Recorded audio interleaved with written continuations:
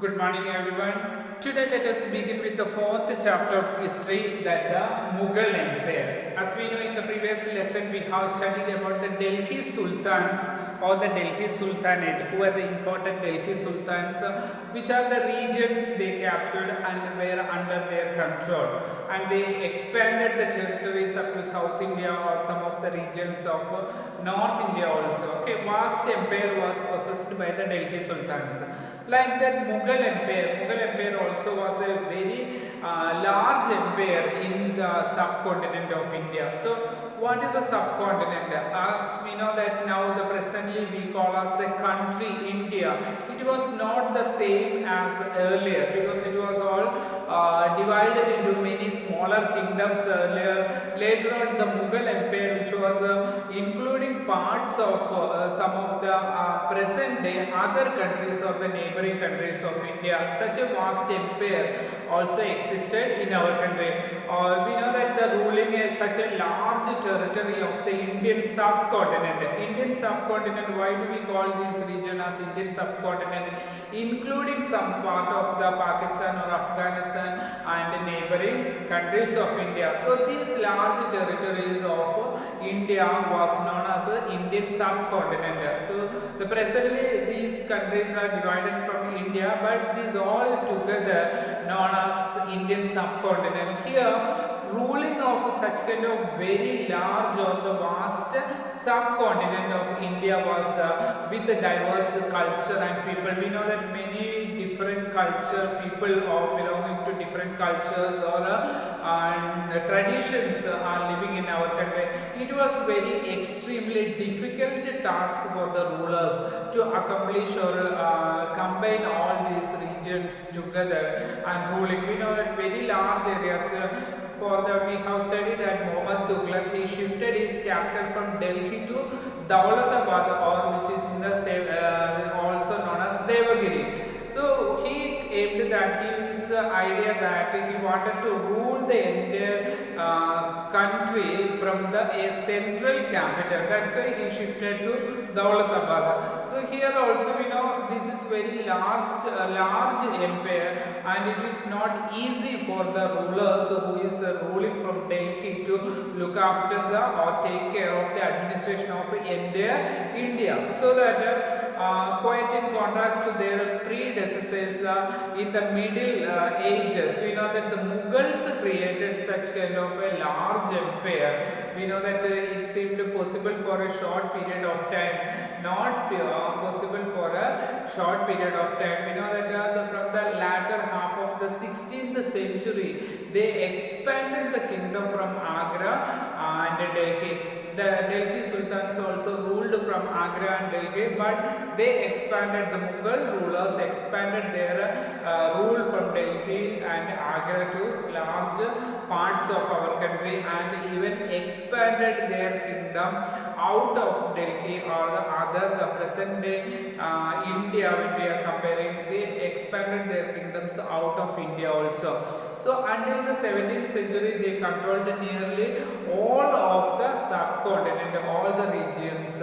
They imposed many of the structures of administration. That means large buildings they constructed for different purposes for the administration, and many we can find out that still their legacy or their remains are available in our country. So how many years they ruled, whatever the constructions for administrative purposes they made, still it exists in our country. We know that the Prime Minister of India now addresses the nation on Independence Day from the ramparts of Red Fort, from Delhi. In Red Fort we can find in Delhi. This was the resident or the official resident of the Mughal emperors.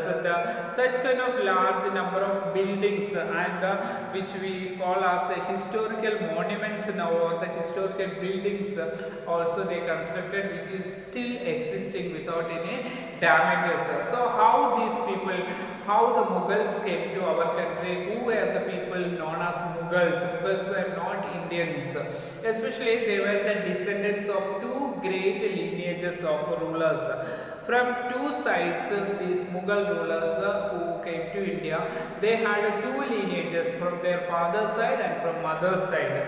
From their mother's side, we can call them as they were the descendants of Genghis Khan. From their mother's side, they were known as they belonged to the family of Genghis Khan, and he died in 1227. So the Mongol rulers who ruled this Genghis Khan, who ruled over the parts of China and Central Asia. So Genghis Khan who ruled over the parts of China and Central Asia, and from their other descent, we can say that from their father's side they were the successors of the Timur, who died in the year 1404. So from their father's side they belonged to the Timur's family. Okay, he ruled over the regions of Iran and Iraq, modern day Turkey, etc. So these were the two lineages they have from their father's side and from their mother's side. So from mother's side they belonged to the Genghis Khan's family,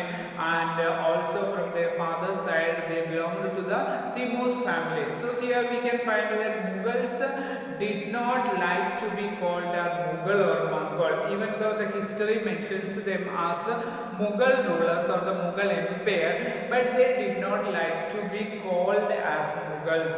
This is because that Genghis Khan's memory is associated with the massacre of innumerable people. He killed so many people in order to annex the regions or many parts of the world. He killed many of the people, so that Mughals did not like to be called as they are as Mughals, also Mongols. Then because it was also we can find linked with many of the Uzbeks, their Mongol competitors also. So the Uzbeks also were the all these regions, and also we can find that on the other hand Mughals were very proud of their Timur's ancestry. That means they were interested to say that they belonged to the Timur's family, because the Timur captured Delhi in 1398, so that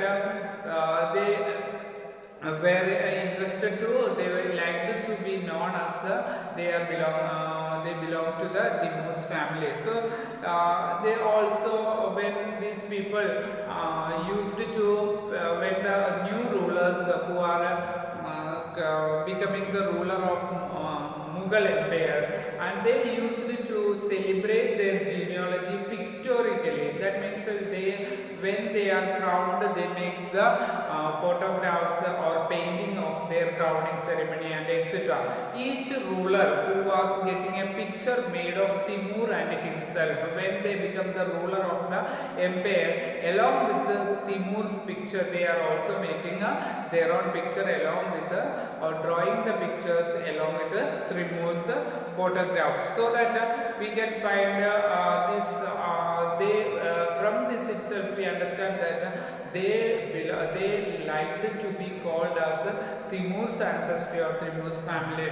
So the Mughal military, how military campaigns begin here. First of all, the Babur was the first Mughal emperor. He ruled from 1526 to 1530. That was the period of Babur, who was the first Mughal emperor. He succeeded to the throne of Fergana in 1494. That is in the Uzbekistan region. He became the ruler of Fergana in 1494 when he was just 12 years old only. He was very young, 12 years old, but he was forced to leave his ancestral throne due to the invasion of another Mongol group. So during that period, Uzbeks were the another Mongol group in the region. They invaded Fergana, so that Babur had to leave. He was forced to leave his ancestral throne and he lost his kingdom. He had to leave the place. Then after years of wandering, he seized Kabul, that is the present day Afghanistan, in 1504. Babur captured Kabul. Then from there in 1526 he defeated the Sultan of Delhi. That time we know that the Delhi Sultan was Ibrahim Lodi, who belonged to the Lodi dynasty. He was ruling Delhi.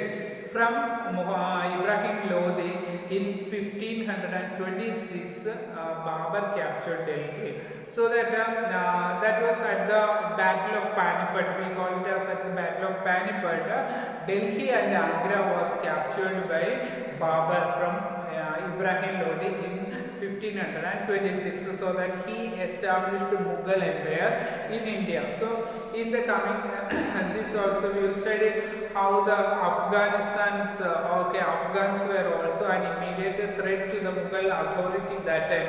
Afghans also were invading India or trying to capture Delhi and Agra also during that time. When the Mughal rule was set up in India by Babur, so there was a threat from Afghans also to the Mughal authority.